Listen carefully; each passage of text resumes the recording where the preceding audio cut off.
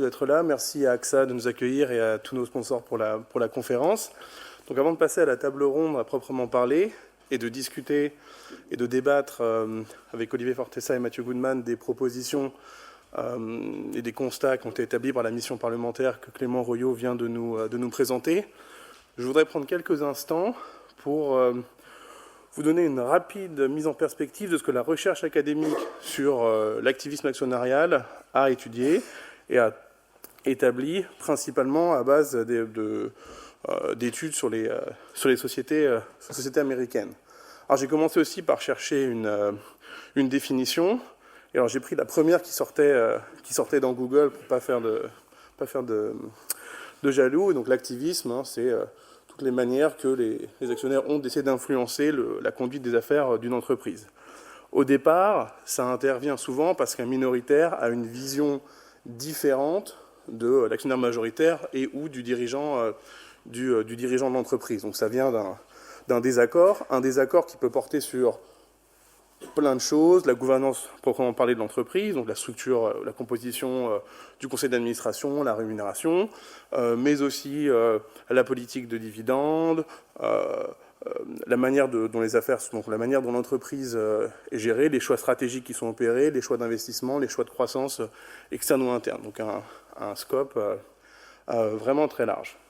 Alors comme Clément Royot nous l'a mentionné, c'est un phénomène qui est... les campagnes d'activisme sont assez récentes en France, même si c'est en pleine croissance. Du coup, c'est assez dur de généraliser à partir de quelques exemples que l'on a en France. Par contre, si on se place du point de vue des États-Unis, il y a eu 2000 campagnes d'activistes avec des franchissements de seuil de 3 à 5% au cours des années 95 à 2010. On va s'arrêter en 2010 dans les données pour se laisser 5 à 10 ans pour observer ce qui se passe par la suite et se demander qu'est-ce que l'on peut apprendre de ces campagnes d'activistes aux États-Unis et voir si ça peut éclairer un petit peu notre débat. Alors, le rôle de la recherche académique, quantitative à base de données, c'est d'enlever un peu toutes les passions sur ces sujets et de regarder de manière un peu froide les grands traits, les grandes lignes qui ressortent des campagnes d'activistes, sans toute l'animation qu'il peut y avoir autour d'un ou deux cas dont on ne saurait se servir pour généraliser outre mesure. Alors, qu'est-ce que la recherche a établi sur la manière d'éviter de faire l'objet d'une campagne d'activistes aux États-Unis? Donc il y a deux grands types de situations. La situation où un activiste potentiel est en désaccord avec l'entreprise, non pas parce que l'entreprise est mal gérée, mais parce qu'il y a un déficit d'information. Donc en fait, ce que la recherche montre, c'est un travail que j'ai mené, c'est que quand les entreprises donnent plus d'informations orientées vers le futur, sur leurs prévisions de croissance, leur stratégie, et l'expliquent de manière plus détaillée, en général, il y a moins de chances de faire l'objet d'une campagne par les activistes.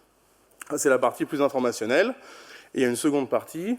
Voilà, on voit que les entreprises qui, de manière préemptive, donc, réduisent leurs investissements et augmentent leur paiement de dividendes, ont aussi une probabilité, disons, plus faible de faire l'objet d'une campagne par des activistes. Alors, bien sûr, ce dernier point, il est très sensible, parce que réduire ses investissements et augmenter ses paiements de dividendes, ça peut être rapidement interprété comme une évidence d'une pression à court terme des marchés qui serait potentiellement sous-optimale ou néfaste aux entreprises qui sont visées par des activistes. Et c'est là un peu tout le point de tension du débat, mais ce n'est pas ce qui ressort des études académiques. Donc j'en ai cité 3 ici. Et je tiens bien à le préciser, ce sont des études à la moyenne. C'est-à-dire on essaye d'agréger tout ce qui s'est passé et de regarder les évolutions moyennes.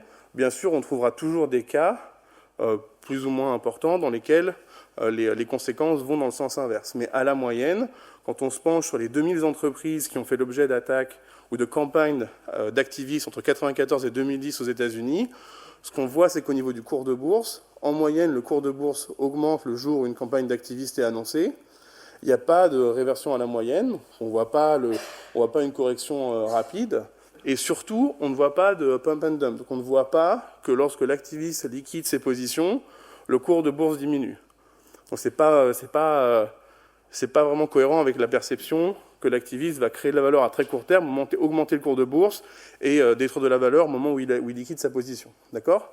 Ensuite, on observe une importante diminution des dépenses de recherche et développement. Ce qui, en soi, n'est pas très rassurant.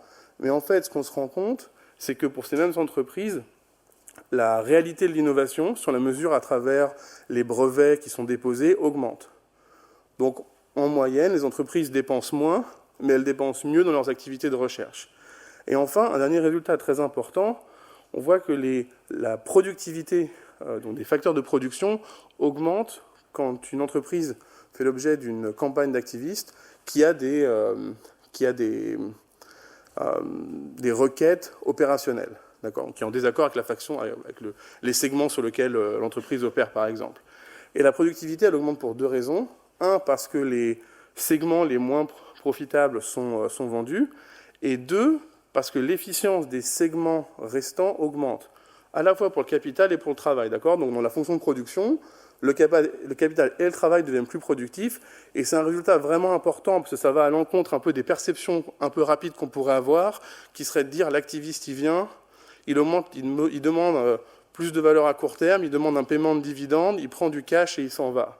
Là, ce qu'on voit, c'est que quand il y a des requêtes opérationnelles, en moyenne, la productivité de l'entreprise augmente, ce qui est plutôt rassurant. D'accord ? Donc, en moyenne, les activistes, ils ont plutôt un impact positif sur la conduite des entreprises et sur la valeur. Alors, dans ce cas, pourquoi est-ce que parfois on peut craindre, peut-être un peu plus en France ou en Europe continentale qu'aux États-Unis, pourquoi est-ce que l'on craint les activistes ? Alors, je pense que c'est jamais plaisant de faire l'objet d'être challengé, même si on est dirigeant d'entreprise, et que l'activiste ait tort ou raison, on n'aime pas être challengé. Je pense qu'on est tous un peu comme ça. Mais je pense qu'en France, il y a une dimension un peu supplémentaire. Donc je sais pas pour vous, moi j'ai grandi en regardant un peu les Guignols de l'info. On avait un petit peu cette idée que tous les actionnaires, en particulier les actionnaires étrangers, étaient très très très orientés sur le court terme et uniquement drivé par le profit à très court terme. D'accord ? Donc c'est la World Company j'appelle ça le World Company Syndrome dans les Guignols de l'info. Mais ce que je vous ai dit sur la recherche académique ici, ça tend à dire que il y a pas vraiment, c'est pas vraiment un problème. À la moyenne, les activistes, ils ont un impact positif sur l'entreprise. Et cette surcrainte peut-être en France que l'on a des pressions de court terme qui auraient des impacts négatifs, ça a pu conduire à mon sens, attendez, là mes slides vont dans le mauvais sens. Ça a pu conduire à des interventions réglementaires peut-être un peu contre-productives. Donc j'ai étudié en détail l'impact de la loi Florange avec François Brochet qui est à Boston et Alexandre Garel qui est dans la salle, mais comme je suis arrivé un peu en retard, je ne sais pas où il est assis. Voilà, il est au fond là-bas. On a regardé l'impact de la loi Florange sur les entreprises françaises. Donc la loi Florange, pour ceux qui ne s'en souviennent pas, ça fait des droits de vote double le régime de gouvernance par défaut. D'accord ? Donc dans les 2 ans suivant la loi en 2014. Et l'idée, c'était de donner plus de poids aux actionnaires de long terme pour réduire le risque qu'une société fasse l'objet de pression à court terme de la part d'actionnaires qui prennent des parts, veulent plus de dividendes et s'en vont dans le trimestre ou l'année en cours. Mais en fait, ce que nous, on a vu dans les données, c'est que ça avait conduit les investisseurs de long terme institutionnels étrangers à quitter ces entreprises, à réduire leur position. Je vais vous montrer un graphique qui est assez parlant. On a 3 groupes d'entreprises. On a sur la SBF 250, on a les 2 tiers des entreprises qui, avant Florange, avaient déjà des droits de vote double. Donc c'est le groupe vert en bas. On a le groupe en noir en haut, c'est les entreprises. Donc sur le tiers restant, il y en a 60 qui ont rejeté les droits de vote double. Et le groupe du milieu, le groupe rouge, c'est ceux qui sont devenus les adopteurs, qui ont adopté les droits de vote double par défaut. Donc c'est une trentaine d'entreprises en France. Donc c'est un tiers des entreprises qui n'avaient pas de droit de vote double avant la loi Florange pour le SBF 250. Et ce qu'on voit, c'est que la part des actionnaires étrangers de long terme diminue. Donc qu'est-ce qu'on capture ici ? On capture l'exposition actionnariale d'entreprises comme le fonds souverain norvégien, BlackRock, Fidelity, Vanguard, etc. D'accord ? Et en fait, c'est assez, quand on discute avec eux, avec des proxy investors, cette loi, elle a donné finalement ces droits de vote double, ça donne plus de poids à l'actionnaire majoritaire ou quasi majoritaire ou le block holder qui a 10, 20, 30% des voix face à ces actionnaires de long terme qui n'ont somme toute que 0,5 ou 1 ou 1,5% des entreprises. Et en fait, c'est gênant parce que ce ne sont pas les fonds activistes, mais ce sont ces investisseurs-là qui sont les contributeurs marginaux de capital aujourd'hui sur la place française. On voit pour les 3 groupes, la part, elle augmentait de 0,5, 0,6% par an depuis des années.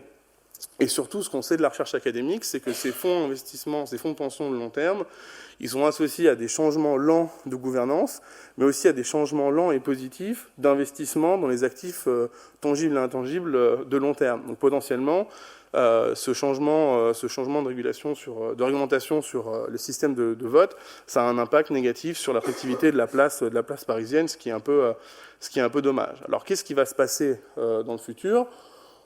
Là, j'ai pris les données et j'ai mis sous forme de graphe un ratio de price to book, donc de valeur de marché sur valeur de bilan, agrégé pour le S&P 500 aux États-Unis et les indices de référence français, japonais et allemands. Et ce qu'on voit, c'est que les entreprises françaises, comme les entreprises japonaises ou allemandes, elles s'échangent toujours à un discount du multiple comparé aux entreprises américaines. Bon, c'est price-to-book ratio, c'est très imparfait, mais ça capture quand même une idée de la future croissance et de la future profitabilité ou création de valeur des entreprises. Donc, on peut imaginer, comme je pense la mission parlementaire l'a noté, qu'on va avoir plus de campagnes de fonds actifs en Europe continentale en général. Alors la question, c'est que faire ? Et je conclurai sur ces mots avant d'engager la table ronde et la discussion à proprement parler. On peut peut-être se poser la question de savoir s'il faut suivre l'exemple japonais, où au printemps, Shinzo Abe, le Premier ministre japonais, a clairement indiqué son intention de favoriser l'activisme actionnarial au Japon, tant par les actionnaires individuels locaux et les fonds étrangers, en engageant et en demandant aux actionnaires d'aller challenger les dirigeants d'entreprise sur leur création de valeur et leur vision du long terme de l'entreprise. Donc encore une fois, on n'est pas sur une orientation à court terme, on est sur de l'activisme actionnarial avec pour but de valoriser l'entreprise sur le long terme. Alors peut-être que c'est également une voie ou une direction que l'on pourrait prendre en France.